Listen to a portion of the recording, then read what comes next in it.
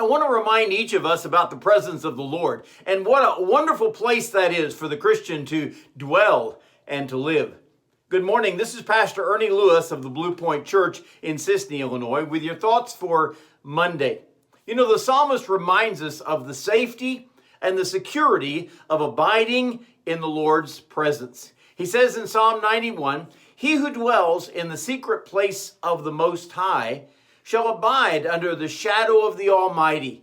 I will say of the Lord, He is my refuge and my strength, my fortress, my God. In Him I will trust." Now, I can picture in my mind young David sent out into the wilderness to care for his father's sheep with no real weapon, no other form of defense. Certainly this herd of sheep was an enticement for every wild animal to come looking for them, expecting an easy meal with little or no resistance against them. It is out in this dark pasture land that David sits in the dark, contemplating where he could turn for help, for protection, where he could find even comfort from his fears. Perhaps David had sought a cave or a cleft in the rock somewhere to hide himself. He had probably even fashioned a protective hedge of some kind for his sheep to be able to sleep in at night. But in the darkness, with wild animals lurking all around them, he found the safest shelter that he could hope for in the Lord Himself. He who dwells in the secret place of the Most High. This is where we find comfort and a supernatural protection from the dangers of this life.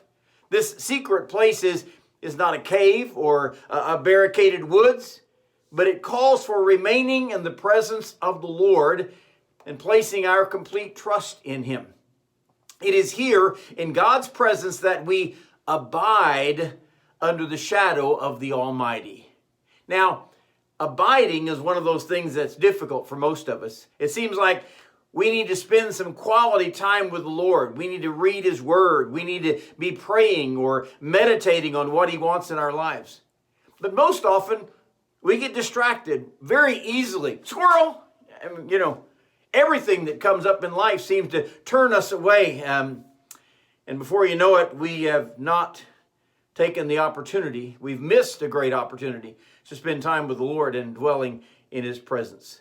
David tells us that this person will abide under the shadow of the Almighty. Now, we all know that a shadow is a great place for shade from the sun.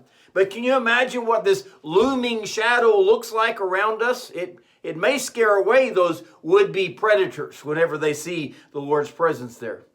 So David declares, He is my refuge and He's my fortress. Outside of any other protection that we might seek here below, His refuge is the best. And then he says, my God, in Him will I trust.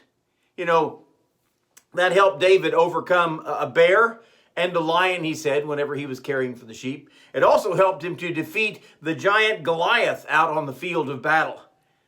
David found the answer to peace was dwelling in the presence of the Most High. We need to make God our refuge and our fortress from any dangers that we might face and rest or dwell or abide there in His presence.